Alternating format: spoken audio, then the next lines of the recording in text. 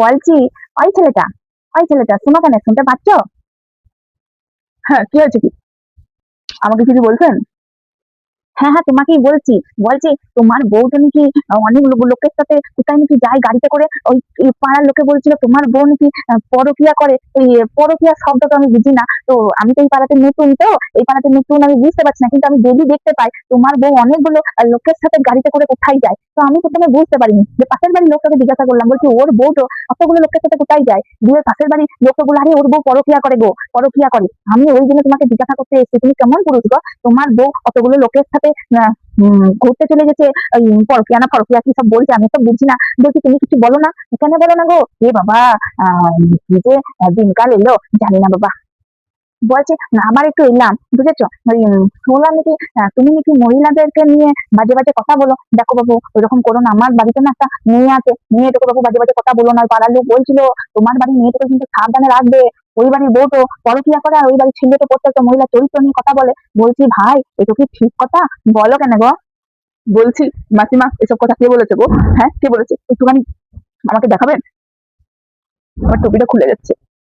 হ্যাঁ হ্যাঁ, কেন দেখাবো না? আমি তো দেখাতে পারবো। গোটা পাড়ার লোক বলছে তোমার বউ নোংরামো করে, আর তুমি নাকি প্রত্যেকটা মহিলা চরিত্র নিয়ে কথা বলো। দেখো বাবু, আমি এই পাড়াতে নতুন, তো তাই আমি তোমাকে ডাইরেক্ট এসেই জিজ্ঞাসা করলাম, তোমার বউ এসব করে বেড়ায় আর তুমি মহিলাদের চরিত্র নিয়ে কথা বলো। দেখো বাপু, আমার বাড়ির মেয়ে তো বাপু পড়াশোনা করতে যায়, আমি তো বাপু এই সব তোমাদের দেখে ঘরের মধ্যে ঢুকিয়ে রাখতে পারবো না। তো তুমি বাপু আমার মেয়েটাকে কিছু বলো না। কাকে কি বলছে আমার দেখার দরকার নেই, আমার মেয়েটাকে বাপু কিছু বলো না। সবাই বলতে খুব সাবধানে নিয়ে বার করবো, ওই লেগেই আমি তোমার বাড়িতে এলাম। তোমাকে তো দেখে দূর থেকে বুঝতে পারছিলাম না, তাই কাছে এসে দেখে মনে হচ্ছে তুমি ওইরকমই বটো। না হলে তোমার বউ যখন নোংরামো করতে যায় আর তুমি কিছুই বলো না। আমি বুঝতে পেরেছি তুমিও নোংরামো করো, তোমার বউও নোংরামো করো, ওই জন্য চুরি করে মা সেটা ভাই ঠিক বলেছিল, ওই জন্য তুমি তোমার বউকে কিছু বললো না। বলছি, এগুলো তো ভালো লয় না। তুমি প্রত্যেকটা মহিলা চরিত্র নিয়ে কথা বলো। আর এবার আমি জানি না বাপু, আমি এই পাড়াতে নতুন এসেছি, আমি জানি না এই পাড়ার লোকে কেন তোমাকে এখনো গণধোলাই দেয়নি, কেন পুলিশের হাতে তুলে দেয়নি।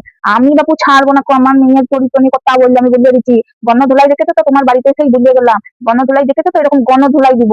আমি বাপু শুনবো না। তাই আমার মেয়ের দিকে যেন নজরটা দিবে না, বলিয়ে দিলাম। ওই মেয়েটা তো হেভি দেখতে। এই সিটি মারছি, তাকাচ্ছে না কেন?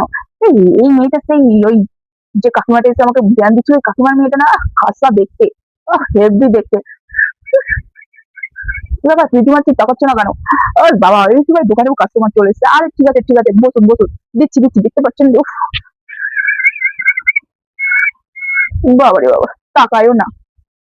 ও মা, আমি চলে এসেছি টিউশন পড়িয়ে। আয় আয় আয়, রাস্তায় কোনো অসুবিধা হয়নি তো? কোনো ছেলে খারাপ নজরে তাকায়নি তো বাবু তোর দিকে? ঠিক আছে, আয়, টিউশন পড়িয়ে আসি, হাত পাটা ধো, টিফিন দিব।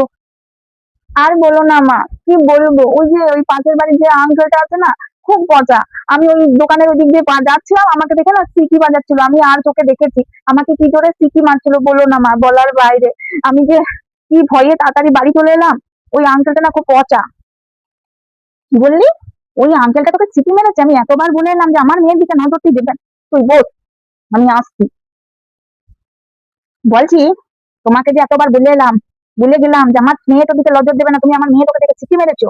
চরিত্রহীনা জানোয়ার। তোর বউ লোকের সাথে পরকিয়া করে, আর তুই মহিলাদের চরিত্র নিয়ে কথা বলিস? হ্যাঁ, চরিত্র নিয়ে তুই কথা বলিস? তোর এত চরিত্র খারাপ, তুই মহিলাদের দিকে নজর দিস? তোর এত খারাপ চরিত্র, দেখ এবার তোর কি করি। তোর বইয়ের চুলের মুঠি ধরবো, আমি তোর চুলের মুঠি ধরবো। আমি এই পাড়াতে নতুন আসতে পারি, কিন্তু নোংরামো সহ্য করবো না। দাঁড়া, ওই লৌঠা, তুই দোকানে বসে বসে মেয়েদের সিটি মারা, তোর সিটি মারা আমি বার করছি, মহিলাদের চরিত্র নিয়ে কথা বলা, তোর এই দোকানেই আমি তোর 12টা বাজাবো।